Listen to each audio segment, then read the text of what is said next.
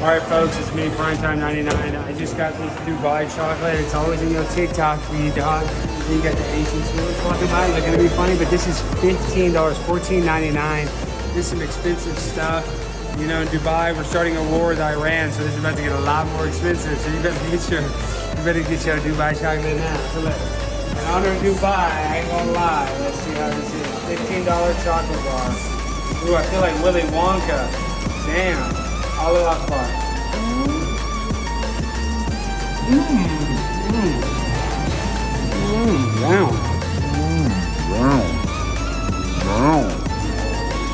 Was this worth $15?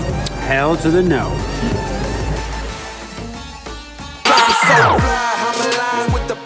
My grind so refined, I got no time for no games. Ask yourself why would I make time for you lames? At all costs, cause I'm a boss. I break them all, yeah, gotta break them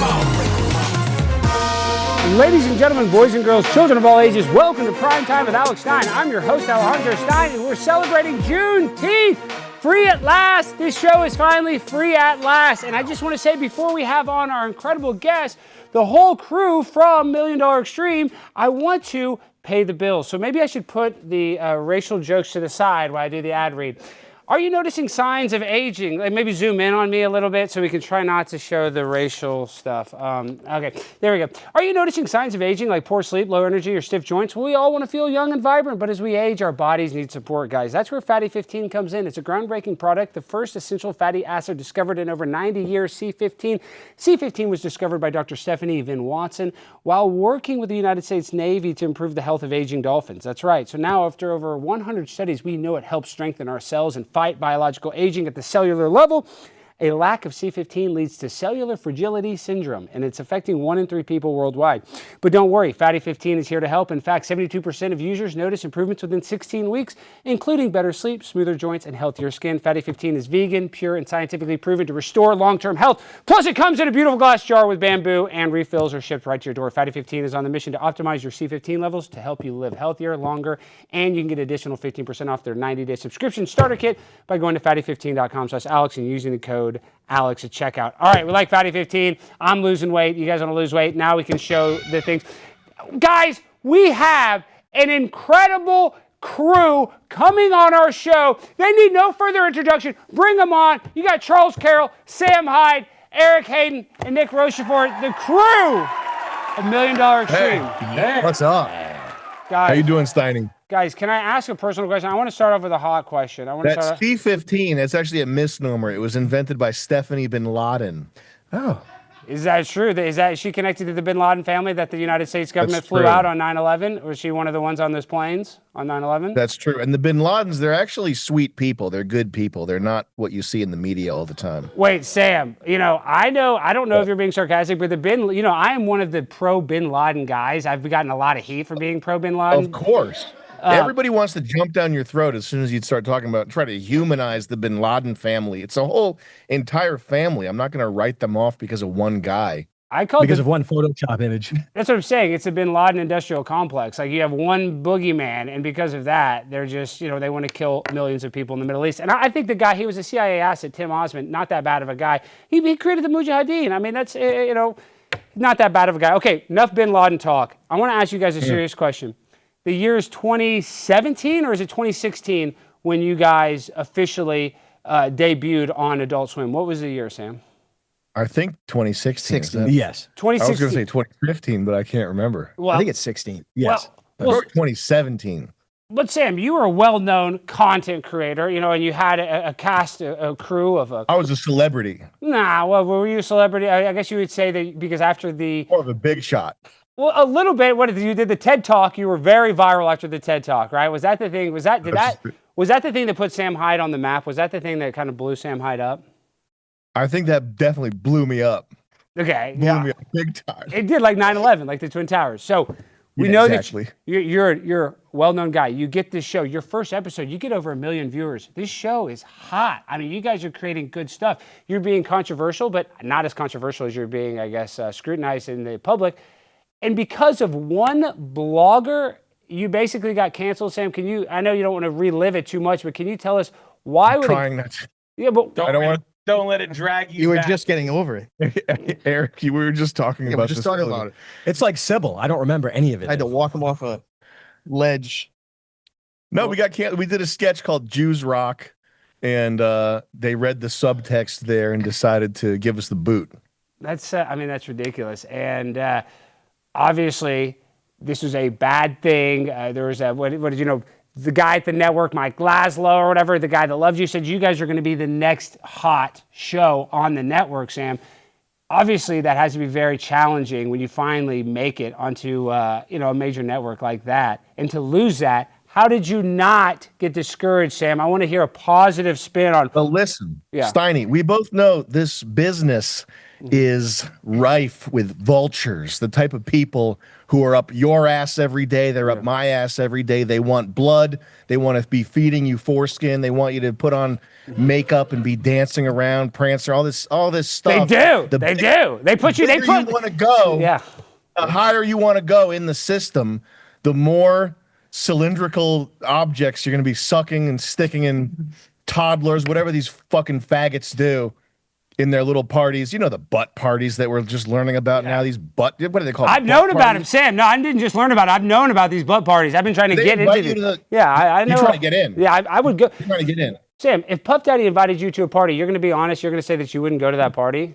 Hell, I've said no to stuff that involves butt parties. I know what goes on at these butt parties, okay?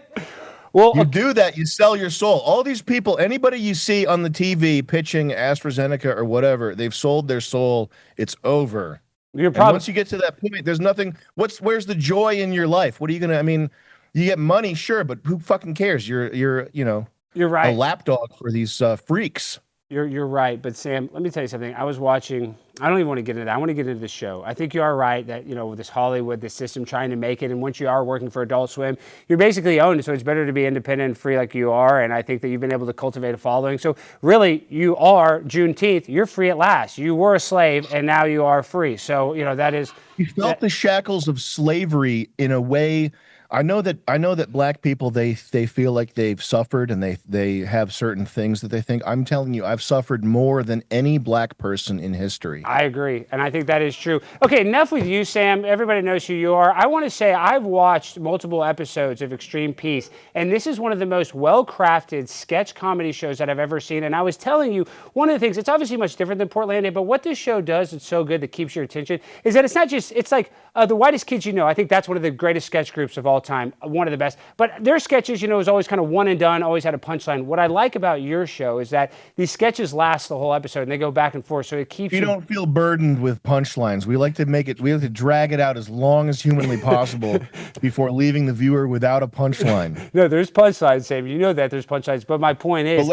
But I'm not the funny. These guys are the funny ones. Can we introduce these guys real quick? Have I not brought on? And yeah, that's what I'm saying. I don't want to talk to you. I want to talk about Erick Hayden. And we know Nick. We know Charls Carroll. But guys, all of you guys, when it comes to, I was listening to a clip of Conan O'Brien, and what he said was when he was talking about his old sketches, he used to do Masturbating Bear, and back when his show was good, he would say that one of his goals was to make people laugh even if they couldn't hear the audio.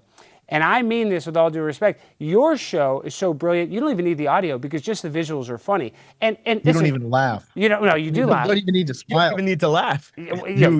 You laugh, but you don't even need to watch it. You don't even need a computer. You don't even need a TV. You don't need jack shit. But let me tell you something. Need you. Nick. This is the next generation of talent here. We got Erick Hayden, Charls Carroll, Alex Schultz, our director right there. Alex Schultz. Yes, but forget about all them. All of those guys suck compared to Eric. Eric, you dominated this whole show. How do you feel, Eric, being the superstar, outshining Sam, outshining Nick, really outshining the whole entire cast? How does that feel, Eric? That's insanity. It feels unbelievable. This is exactly what I set out to do.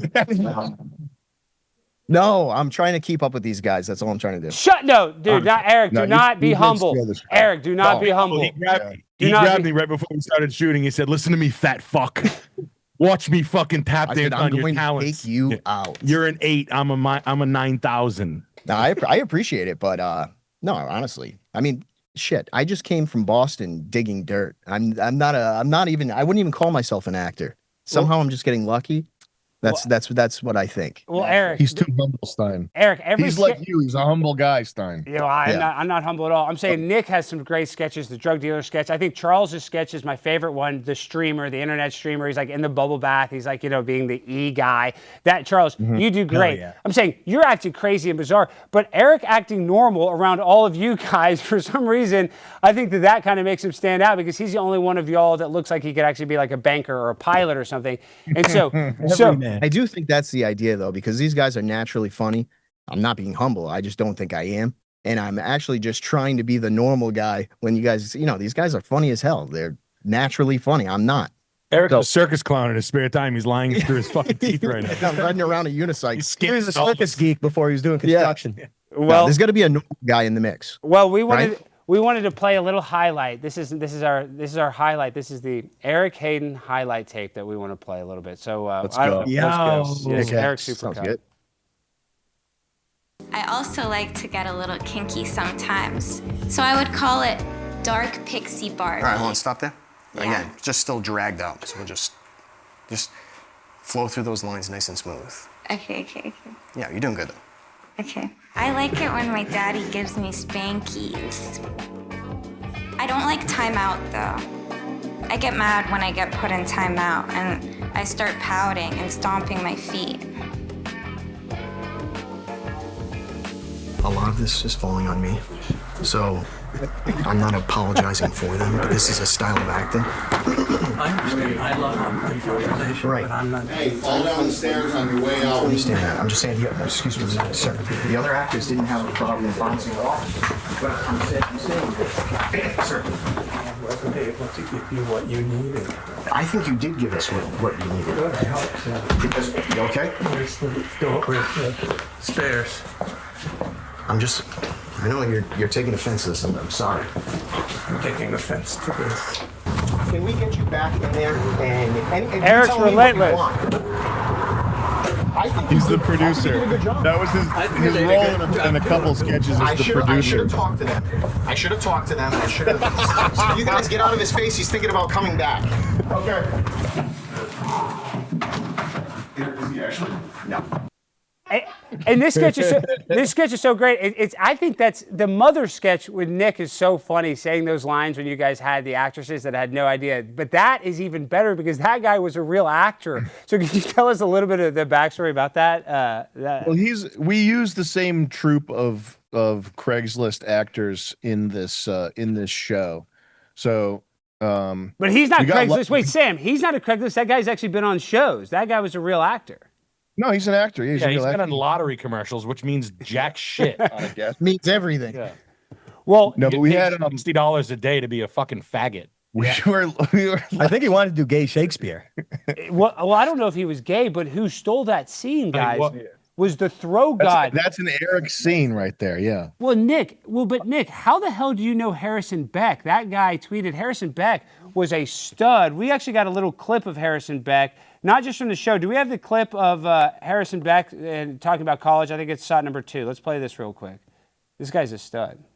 What he said about that was, I just want to practice and throw and win the Heisman and go to a national title, and I'm having to deal with all this nonsense. And he was referring to the quarterback controversy. He added, I didn't decide to transfer. I fired Nebraska. I basically said, you're fired, like Donald Trump, and I laughed. So he walked right out of practice. He packed up his car. He drove all the way home to Tampa Bay. And 3 days later, he was granted release from his scholarship, and he ended his Nebraska career.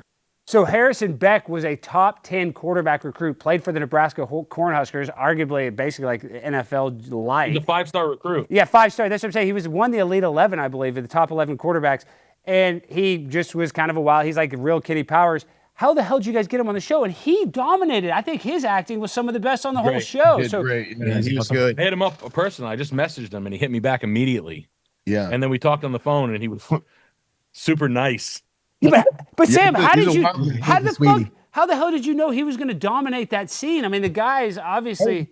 Nick put that together there. Yeah. I knew he'd be all right. Yeah. If you watch one of his sketches, he thanks his fans, and I thought it was really endearing and heartfelt. He says, like, if you're a little kid watching me, thank you, sir. And I thought that was very sweet of him, compiled with his other, like, manic shit. Yeah. And then he was writing sketches and he was sending them to me like maniacally, like just one after another, like walls of text, and they weren't bad. Because people send me walls of text all the time, and a lot of them suck shit. His weren't like nuts. They were pretty good. They were all over the place, but like there's something there. And then he was like, and then we were like, well, he's got to be. It's an NFL sketch. We got to get this guy.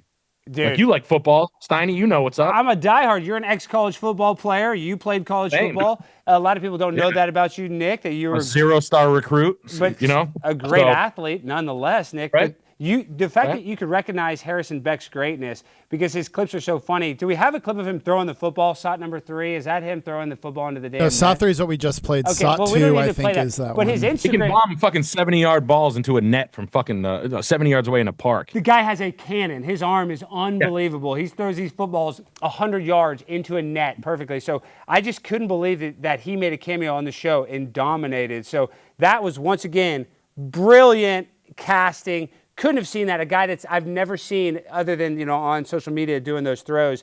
I think that was non-tempered glass too that he threw the ball through. Like we gave him real footballs and made him like, it'd be like no one anywhere in this, your production studio, my production studio, could throw a football through a windshield. Like it's impossible. He can. It took him like 8 tries and he got it like 3 times. And then you went and partied with him, though, Nick. I saw that picture. Tell me what I mean, if he quit the Cornhuskers like that because he liked to party, what does he like to do on a Thursday or Friday night? What's he like? Oh, he's really relaxed. You know what I mean? He's a super chill guy. It's always fun. Does he like to go skiing? Does he go skiing? Yeah, he likes to find cocaine in a Buffalo Wild Wings bathroom for 3 hours. That's what it seems like a guy that would get have to do at a BWW. Yeah, I mean everybody's on coke at Buffalo Wild Wings, but that casting. Yeah, everybody's there. That casting. Every time I go to Buffalo Wild Wings, I'm looking at a bunch of cokeheads. Well, why do you Nebraska? Now? Yeah, he fired him. Now, I want to talk to Charles. Charles, you are the unsung hero of the whole entire cast and crew. You're kind of like the guy that I almost call you the Swiss Army knife. You know, you'd want to give it to Eric, but Eric's too of a straight guy. You know, he's kind of the straight guy. Charles, when you did this sketch, when you are this internet pervert streamer, I really believed it. It's really dark. Like, it was almost too believable. So are you a dark, twisted internet streamer? Was that sketch... Were you acting, or were you just kind of emulating personality traits that you already kind of have? Oh yeah, I was just running with what I already have in my soul, in my black soul. So it wasn't hard to turn everything dark like that. It came natural to me. No, it was pretty real because I've had some insane times streaming. I'm the king of insane streaming. So that's in a state. Yeah, I've lived it. You are the king, Charles, Charlie. I just want to say, though, of that sketch, it kind of ends in a way that you don't expect it to. But the balls, Sam, I saw you you're kind of talking about Dave Portnoy. You're saying about how he doesn't like gambling and how you're not a Puritan and, you know, this and that. Though. He doesn't like gambling? Or you don't like that he's just makes all these kids gamble. I don't like that either. But I'm saying, where is the line, Sam? What is edgy and then what is corny? I guess, because your show is edgy without being corny, but why is Dave Portnoy corny when he tries to do it? Look, what is the difference between... when you think about Dave Portnoy, what do you think? A Jewish guy? A rich Jewish millionaire, business savvy, made smart moves. This guy knows what he's doing. This guy is hot. He's got his finger on the pulse. He's at the helm of $1 billion company. The guy is fucking sells gambling shit. Mm-hmm. Big fucking deal. I'm not impressed if your business model involves faggotry and degeneracy, whatever. But I'm not impressed. I'm not gonna be like, oh, Dave Portnoy deserves respect as a businessman. Why? Because he knows what sports are. He's got taste buds. I fucking don't care. He's just another obnoxious Jew. No offense. None taken. No. But him, gotta go. Should he go fight in the front lines in Iran? He should run his 40, his perfect 40 that he ran. I say, look up the Dave Portnoy 40 run. He has wheels. Have you ever seen Dave Portnoy run the 40? Well, I've seen him on his tippy toes. I know that. I know that he's very unathletic. I know that. Stein, get him out. Stein, get him out. What does that of mean? The country. Get him out. He has to go. Okay. Let me tell you. let me tell you a story, Sam. This is a real thing, and I know we've been doing some kayfabe. I want to do a real thing. So I've said some crazy stuff about Israel. I've said some crazy stuff about this and that. And this group, it's called the Macabre Task Force. They've reached out to send me on an all-expense-paid trip to Israel. This is true. This is true, and I want to get everybody's opinion on this. This is God's honest truth. I kind of ignored them because they keep on messaging me. They're like, hey, do you want to go on this trip with this crew or this? It's like different groups are going on these trips. And I'm kind of like, no, I don't really want to go.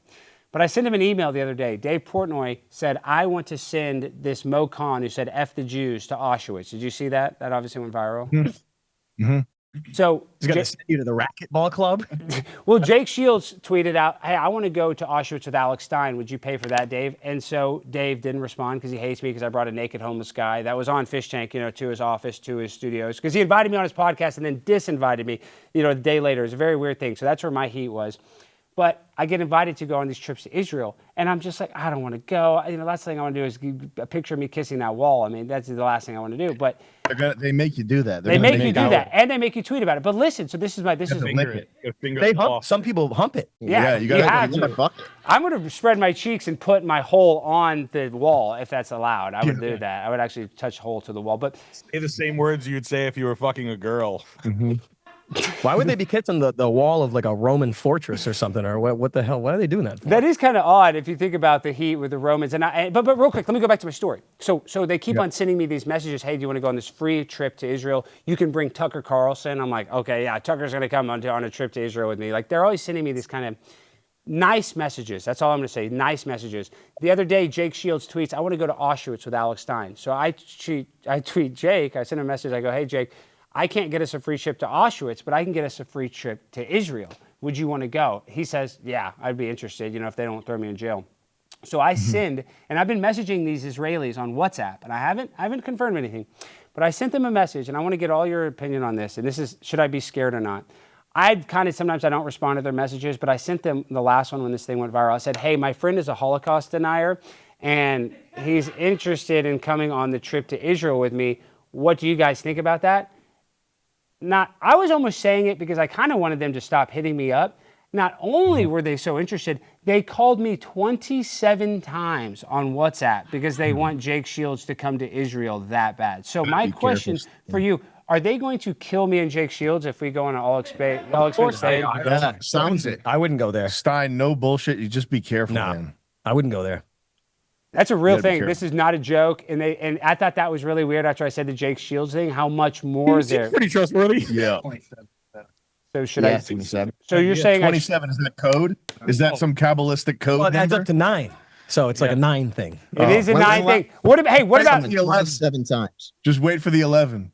Yeah, go ahead. Well, what about Donald Trump? He's the 45th and 47th president. That means he's the 9/11 president. Is he owned by AIPAC? Is he going to get us into a World War III? And is he part of the Jewish Illuminati? Dude, the World War III flirtations. I don't know. I haven't seen. Someone sent off a few rockets. That's what I heard last. I didn't hear anything about war. Golden Dome. Red heifers. It's not. They need to erect. So they have the Iron Dome. They need to erect the Golden Dome. And what is the Golden Dome? Is that just a dome made of gold? That's just It's just bigger, better. It's gonna. You don't want to know. It's gonna cost a lot of money, though. And that's going to be the Trump Golden Dome. They're going to call it the Trump Dome. A lot of money. That's where the Seattle Mariners are going to be playing. Goes hard. I want to see the Dead Sea, though. I definitely would like to see that. But Charles, the idea of a professional sports team going to Israel, I think Benjamin Netanyahu would like that. I would love to see the Dallas Cowboys play in Tel Aviv. I think that would be America's team playing. That would be awesome. Wouldn't that be sick to watch Monday Night Football? Yeah, I'd actually watch those games. They could put another point on their star, make it a 6-pointed star for That'd be cool. The away game there. It'd be cool. Jerry Jones could be talking about 8.5 cocks with Jamie Foxx. As I'm saying, they're going to pay all the players $6 million, even the bad ones. I think that would be good. $71,000. That's a good crossover. I think that we need an Israel NFL connection. Okay, let's talk about some real stuff, though. Alex Schultz. Alex, you did a great job. This project, I know I give the guys a lot of credit because they're in front of the camera, but you're also in front. And you play is the fireman, he's trying to get with these women, though. Why does Nick hate the fireman? You guys are so smart, some of these jokes. Can you explain that? Is it because, Nick, those firemen are so fucking annoying, how they always have the boot? What is the underlying message in that, the beef between Alex Schultz and Nick and that firefighter people and what they stand for? Well, I mean, it's not necessarily not volunteer firefighters, because those guys I think are just like community guys that are genuinely into their community. They don't know the sad realities of city firemen, but just hearing pension funds for firemen and sitting around and really working the system, like the bad side of union electricians, they call it fucking the dog. It's a union term for falling asleep and getting paid for $65 an hour, and then working double time, and then firemen falling off ladders and getting paid $250,000 a year in major metros, and then like you hear about like New York City firefighters making $350,000 a year, and like then we wonder why criminals can run, because like all the budgets of police and fire are eaten up by fire. When was the last time you suffered from a fire, Stein? Exactly. I never get burned. But Nick, you're right. Even though some of their content is terrible, but that PSL, that Palestinian Liberation Group, they're in LA. There's a website where you can look up every LAPD salary. If you have their badge number, you can look at their salary, and they'll look up their salary, and it's always some guy making $167,000, and then they Google his name. It's like, officer ran over his foot on the job, getting a pension plan. They are taking advantage of the system, and they're not actually helping anybody. But the firemen, especially, they don't give a damn about the firemen. I just think when I see that sketch, him being a pervert, I also think these firemen, there's those sketches where they go into the house and it's like a black fireman and they go and steal money from the people's, have you ever seen that where they get arrested? Implying that they're, leeches who fuck children. So that's the main gist of the. I don't know if firemen largely fuck children, but they are leeches. It's an implying. Talk to a good cop. To have a conversation at a bar with a decent cop. They do exist. It's a subtle. Stein, do you know the history of firefighting? What, I mean, I'm guessing that it's a mob thing. Ancient Rome, it's a mob thing. They would set fire to people's homes and then demand payment to put it out. Oh, wow. That's the very beginnings of the fire department. It's an ancient Roman mob tactic. What do you think about every great city having a fire? Are they hiding ancient history? And are we really not 2,000 years old? Like, how the hell is San Francisco, Chicago, they all burned down? Is there something, behind that? You have to erase a people's history if you want them to be happy prisoners and not hang their rulers. So you have to erase the history so they have nothing to hold on to, nothing to fight for. So they're just all homogenized with a fake history. That's why it's done. It's just normal to do that, I guess. If you're walking around seeing great buildings that the Tartarians built with 9-foot doorways and these incredible statues and sculptures and everything, you would take pride in your nation. You would behave fundamentally differently. This stuff has to be destroyed in fire, which the crooked graft-based fire department, it's all an insurance job. They're playing their part in the cover-up. They have to be shot. Well, Larry Silverstein, he did an insurance fraud and he got paid twice for the Twin Towers. So it is kind of, I think that big fire industry. It's a big fire industry, the fire industrial complex. You're making a big point that people don't realize. But now I want to get back into the conspiratorial stuff. I know you're kind of saying that a little sarcastically, but I do believe in Nephilim. I think there was giants before here. Am I crazy? Does any of you guys, Eric, absolutely believe that? Absolutely know it. Yeah. So absolutely. Take a look at the Smithsonian, what they've done to all the giant bones. That's all you need to know. Well, They just destroy them all. They say they hide them. Is that you actually do believe that? Because I honestly do believe that human beings were. I think the reason why they use a lot of the numerology 33, it talks about the 30 of the angels casted out of heaven onto earth. I think God is real 100%, and I do believe that there was some sort of probably. Some sort of spiritual being that had sex with humans and were the offspring of Nephilim. I do. Do you believe in Jesus, Stein? I do. I was baptized. I was actually baptized. Do you believe Jesus was real? Well, see, this is the thing is they talk about how there's all these other parallel stories to Jesus, but then I feel like every other religious text basically certifies his existence. So I'm of the opinion that Jesus was 100% real. Now the debate is, was he resurrected and gone up to heaven? You believe he was the Son of God? Was he the Son of God? I mean, that's how I was raised. I kind of believe that. Yeah. I mean, kind of. Yeah. I mean, who else is? I don't know who else. You got to pick. What do you actually believe, Stein? I was baptized, and so if I don't care about the baptizing. If you had to pick, what's it going to be? Just yes or no? I would say that Jesus is real and that he's the Son of God and that he was resurrected is what I would, if I had to bet, if I had to gamble. And that's the gamble that I'm taking, is that I'm betting on Jesus, and I hope it works.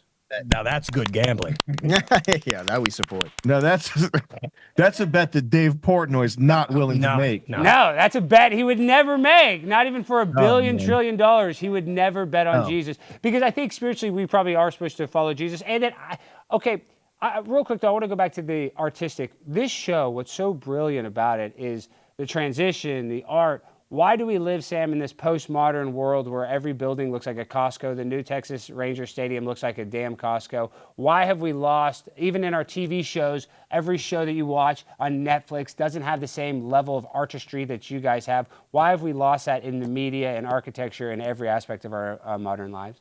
It's hard to talk about because it's all interdependent. It's small things that are all interlinked, and they combine to generally lower the quality of life and lower our humanity and our dignity.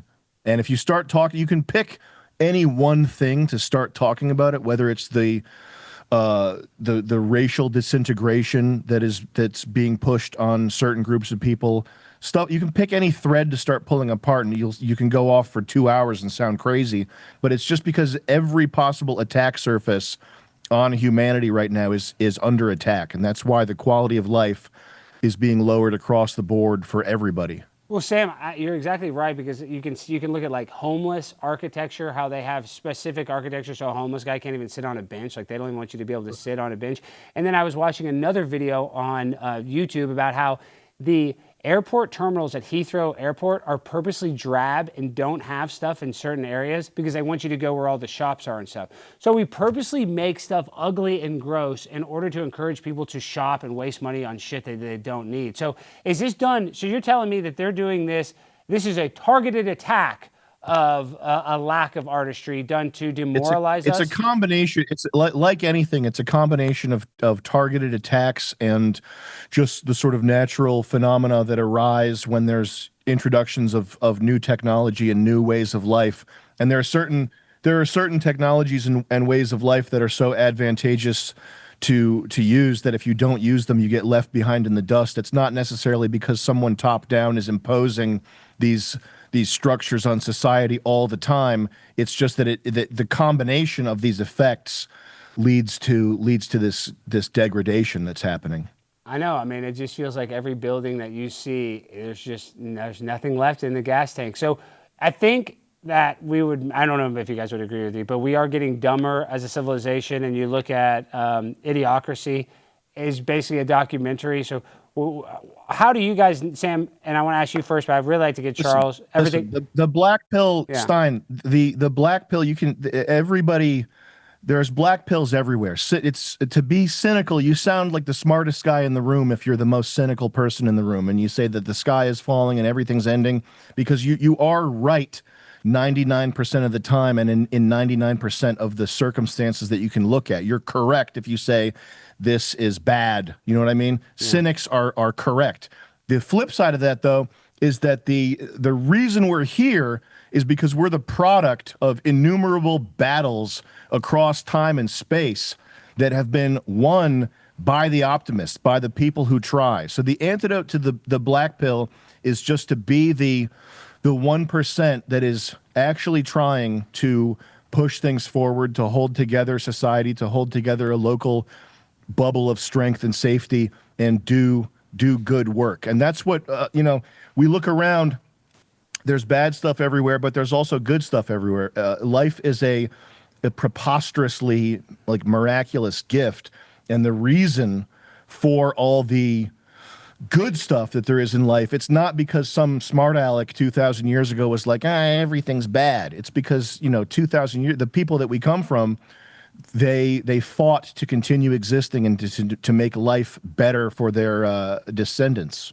You know what I mean? Yeah, I agree. And I think really what makes you guys special is you guys do not give two shits what people think. You guys are unapologetically yourself. But then the reason why I do get, and you're right, it shouldn't be black pill, but then I look at guys like Elon Musk. He's the most powerful guy in the world. I think Elon Musk is kind of a douche, personally. I mean, I think he's full of shit, a lot of stuff he says. He kind of has Jeffrey Epstein vibes, trying to get all these girls pregnant and be a deadbeat dad. So I don't know. I see him being one of the most powerful guys, and everybody on Twitter sucking his dick. It does kind of make me, it feels like we live in a fruitless society. Like in the future, if he's our best fucking representation of the modern man and success, we're fucked, in my opinion. I think Elon he's definitely autistic, and he's probably using too much ketamine. But I also think he's one of the great men of our age, and I mean, who knows what the end result of his life's work is going to be? But I'm not sure getting caught up in like a cult of personality thing with Elon makes a big difference one way or the other. I think we should probably just let him cook and make sure that these AI guys don't do too much freaky shit. Well, we are screwed with the AI. I just saw a clip of Sam Altman talking about how they're just waiting for the humanoid version of AI because they can't even make a hand yet. So is that the next thing, Sam? Because I'm not worried about AI because AI is sophisticated autocomplete. Yeah. And I think that if I worked in AI, I would be very worried about AI. I'd be very worried about how to continue to prop up the stock price. It's unclear who is going to capture the value of this technology. There are people who are talking about making LLMs like a public utility.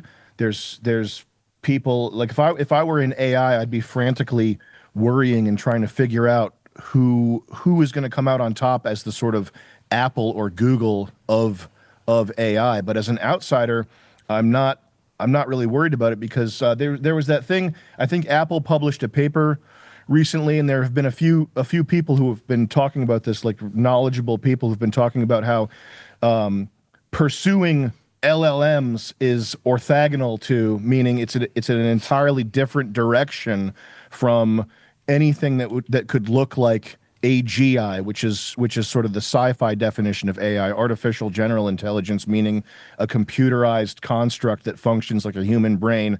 I'm very pessimistic on the near-term development of anything that looks like an AGI, and I don't think AI as we have it now, which is probably more accurate to call it ML, which is machine learning, because it's not intelligent. It is artificial, but it's not intelligent. It's more along the lines of machine learning, and it's not scary. It's fucking the same thing as autocomplete. Sam, you're exactly right, because the telecommunication companies spend billions of dollars to try to get it wherever you call a call center that you can't tell you're talking to a human, and humans can always figure it out within 1 minute or 2 minutes. So they can't even create that technology where we can have a conversation. Okay, enough of that AI. That's boring bullshit, even though it is a threat. Alex Schultz, how do you direct a crazy man like Nick Rochefort in a show like this? I mean, is he cussing you out? I mean, who's the biggest diva? Who's the biggest diva on set? I know it's not Sam, but who is it? I'm guessing Nick is a diva. It's me. Yeah, I know you were kind of glazing him earlier, but honestly, he's a nightmare to work with. It's just the way I like the man. That's the way he sets himself on fire. I mean, you should see this guy's writer. It'll make you sick. Hey, listen, quiet mouths don't get fed, Eric. That's why you got to keep talking. That's the one thing you always have to remember, that a quiet mouth will not get fed. So when you are on set, you are a star, and you deserve that respect. So, Alex, you're not used to working with probably excellent actors like Eric. I mean, can you at least take a little bit of blame for? Not to shit on anyone here, but Eric, I think, is the best actor I've ever worked with. He is stone cold believable in literally everything that he does. Thanks, man. But really just directing these guys, it's just setting up the shots, knowing what shots you want to get, and then they're all so funny. It just, shoots itself, basically. But do you worry about stepping on other guys' toes? Because, I mean, Nick and Sam, these guys are, comedy legends. Not that you haven't been a part of the ride, but it's kind of hard to, I have that problem with other people. You don't want to step on their toes. So how do you deal with that? How do you walk that line? No, not when I'm in the zone, not when we're cooking. And we're a tight crew. Yeah. We don't have disagreements or anything. Cut. And we're all workers too. I go in like that. We're all workers too. That's how he shows. Thank you. So just like that, estrogenic behavior. Yeah, when we're going, we got to do what we got to do, and we're all doing it. Well, and this is why I love you guys so much in the non-homo, no Diddy type of way. Is Sam, I think, sold cars for a little bit. Nick's, obviously sold cars. Nick sold rugs. Nick sold everything. You have to go, in order to be a creative and make creative content, you have to go have a real job. It doesn't have to be a shitty job. I don't think it has to be a shitty job. I think actually if you have a good job, but you have to have a real job where you have to kind of suck the world's dick. And in the car business, that's really what you're doing. You have to be fake nice to people. You have to, do a little salesmanship. How much credit do you guys give to your success based on your prior experience working in sales or doing tedious jobs that were beneath you guys?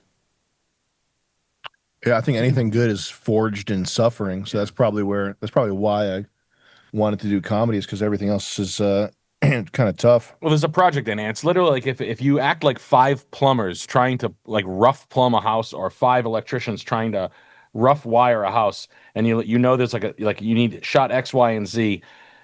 No one can be doing cartwheels and being like a little pussy in the background. Like it's not acceptable, so no one does it. And I think after working together for 10 some odd years, when you have like 10 normal working guys, or 40 or 30, that's sort of like a behavior that you would expect from like a Hollywood set, where it's like, no, they do that. That's just like, we all fold chairs. No, we pick up lights and move stands and shit. We all do all that. None of that fucking shit. Yeah. You know what I mean? Like that, like things that you think rappers would do. Like that's just not allowed, not acceptable. And anybody like doing it in too much is like, hey, stop being fucking lazy, and you can't get offended by it. Yeah, the only thing we ever really eject is when people don't work. That's what is kind of drives all of us That's nuts. the biggest insult, Sam, is somebody that's not putting in the effort, right? Because a worker, yeah, because even talent, listen, even if you're not the most talented guy, if you give me effort, that's really all I ask for, at least in a teammate. Okay, now let's talk about Extreme Peace is so great, though. Sam, you and we've met through Fishtank. I love this season. This Rachel character with her sleep apnea mask. She's a star. She's a superstar. Can you tell us a little bit, though, Sam? This is the question that I hear, Sam, and I love this. And I know it's not just you on this project. Obviously, Jet, Bill. There's a lot of people that work to make this. Ben, that Chris Lynch. Obviously, a lot of people that make this work. I love that it's on season 4. I worked for Cheaters. That made up to season 17. Cops, season 20. Good God. What is the goal? Are we going to do Fishtank? And I want this right now, because when we play this in 10 years, what is the goal? Do we want to do Fishtank season 20? Is that the end game, Sam? I think that's a Ben and Jet and Ben question. Okay. Right. I'm down to ride with those guys on whatever project they pursue. Right now, I think where our heads are at, we're just trying to get through this season. I mean, it's a really difficult and stressful show to put on. There's nothing pleasant about it. So we're just trying to power through this season and give the viewers what they paid for. Yeah, whatever Jet and Ben come up with, I'm down to ride on that. And they're doing a great job. I think Fishtank has created a whole kind of subculture of reality TV that nobody else has done, where it's fully independent, where you can say the N-word and you can do whatever the hell you want, and that's real reality TV. And you have these people that aren't. It's a different type of reality character than the one you get on Big Brother or the one that you get on The Bachelor. You get like real people that are, I don't know, lack of a better word, maybe kind of degenerate a little bit. And some of them are not so much, but I just really like the realness of the cast that you put on Fishtank. So you guys do a great job. Okay, now, Nick, I want you to kind of tell us, when it comes to Extreme Peace, what do you see in the future for $1 Million Extreme? And is this just is this the final cap season 3 of a project, or season 3? I want to tease on what's coming up for Nick and $1 Million Extreme. We have to have fun for 6 weeks and watch the world sort of sponge this up and let it saturate through the countryside, and then sort of back to work for another season of this. Yeah. Sam. So if people buy it, it's doing well. It's doing very well. It's pretty much cemented the fact that we're going to do another one.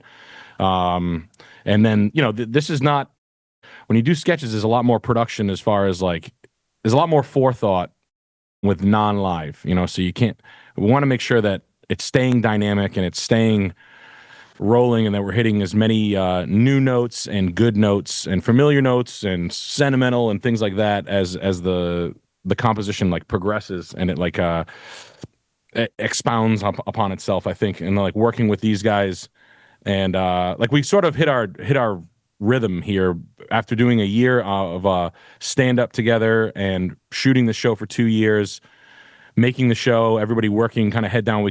Our expectations are sort of understood, and it's new when you don't have network backing. Network backing is sort of mystifying. It's like what is the word for like when you can't get into the back end data of an Apple phone? It's You encrypted. can't jailbreak it. Well, it's more we're jailbreaking It's a production closed system. Yeah, it's a closed system. So now it's sort of like we've taken the back off the alarm clock. We've sort of dissected the circuitry. Turned it into a bomb. Yeah, we've made it into a bomb, and we're going to be able to leave it wherever on anybody's car we want. And I love that, and I love bombs, and you guys can look up how to make a bomb online very easily if you're interested in that. Chat GPT it. You can chat GPT it. CIA dirty tricks manual. Yeah. Okay, now I want to critique. I want to actually make a critique of Sam Hyde, and this question's for Charles. Shout out to Lemon Party Podcast too, Ben. We love Lemon Party. They're great. Thanks, We love Ben. Okay, Sam Hyde works so hard, puts in all this effort. It is visually stunning. I am of the opinion, and I'm a different producer than Sam and you guys and you, Alex and Charles, but this question is for Charles. Is Sam ever have the problem where perfection is the enemy of good, where Sam tries to be too perfect instead of just making a good, funny content? Is that a problem that Sam has, that he's too much of a perfectionist, Charles? No. Sam is has a thorough definitely is. Well, no, it could be a lot worse considering how powerful your mind is. Could be a lot worse. Yeah. I found that Sam has his head completely wrapped around the pitfalls that less intelligent people will be annihilated by. I find that he has a resilience against those things that not many people do. Yeah, thanks, Chuck. I would agree with that, but I could just say that Sam, you do want everything to be right. Do you feel like that has ever hurt you? Honestly, that you've tried to be. I tend to overcook stuff. Yeah. Yeah. For sure. I mean, do you think that's a problem? Because some of It's your a best. problem, but here's the thing though. My natural state, like the way that I want to do things, it's like 10% of the problem that it could be.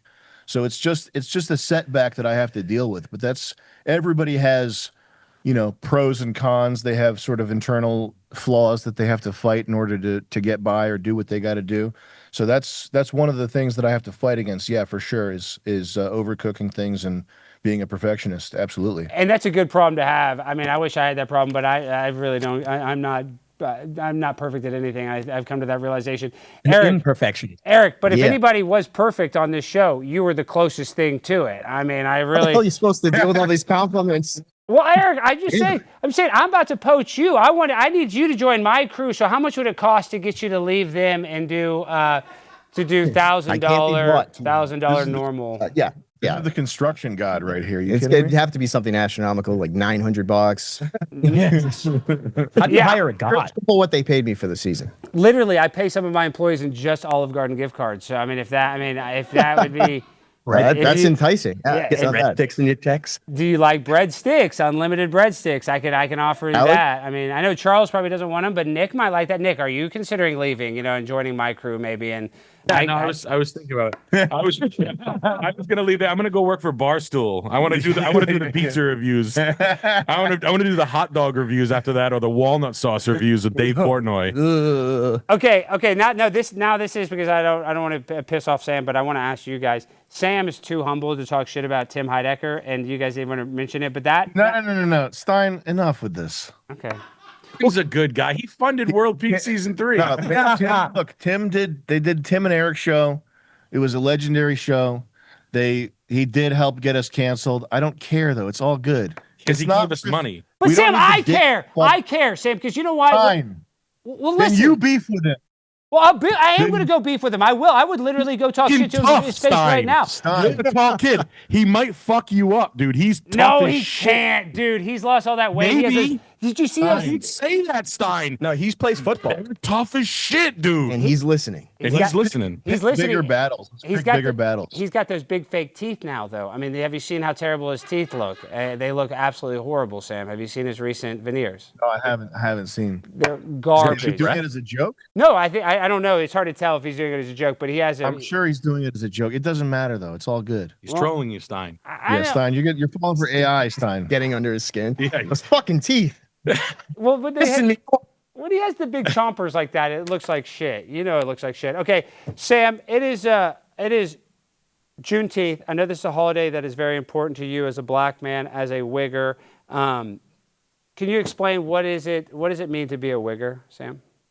Juneteenth, my directly growing up, I saw slavery in person, and most of my friends that I knew were slaves and built things for white people. They built the culture, they built science, And really what it's all about is getting the money for that. Juneteenth to me means I deserve all the money, as much money as possible for the inventions that I did not make.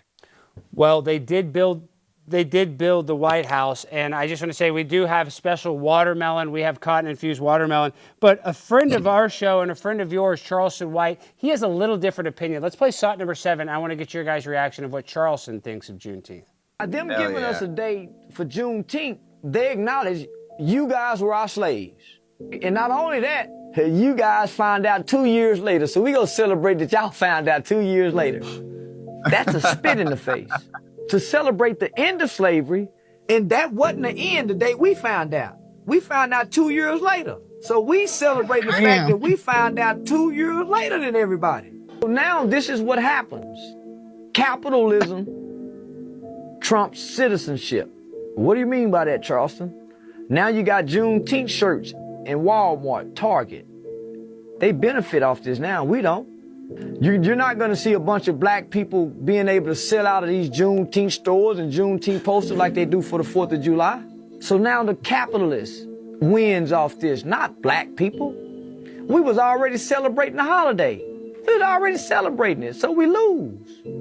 I would much rather Joe Biden had sat down and listened to Ice Cube than made this a holiday. I would much rather Joe Biden had sat down and listened to what Ice Cube had to say. Well, I didn't know he talks about Ice Cube. I guess I should have watched the whole clip. What is Ice Cube's plan? I don't even know what the fuck Ice Cube's plan is. Shout out to Charleston White. Have you been hanging with Charleston much? Yeah, I actually hang out with him all the time. Okay, that's enough of that clip. I don't even know what the fuck Charleston's plan is. Charleston's boxing this week, and the reason I bring up Charleston, though, Sam, he is boxing one of the Island Boys, Kodiak Red, at Aiden Ross. For real? Yeah, for real. Out to Aiden Ross. Wow. Whoa. What do you think? Oh my goodness. What do you He's going to whoop his ass. Like 90 pounds. Yeah. Oh, is he fighting them both at the same time? No, he's just fighting he's just fighting Kodiak Red, and they're both, Kodiak Red is literally like 100 pounds, but Charleston's about 100 pounds. But Charleston is, I think, 46. Charleston weighs 240, Stein. The cameras make him look thin. I hope Charleston wins. That's crazy. He's 9'4". Yeah. Charleston's 9'4", 240. Charleston pepper sprays him. I hung out with him, dude. He's a fucking tank. I think he's made of titanium. I love that guy. Well, that's what Beetlejuice, whenever he was on the Howard Stern show, would always say. They would ask him, Beetlejuice, how tall are you? He'd be like, I'm 6'8", because he was retarded.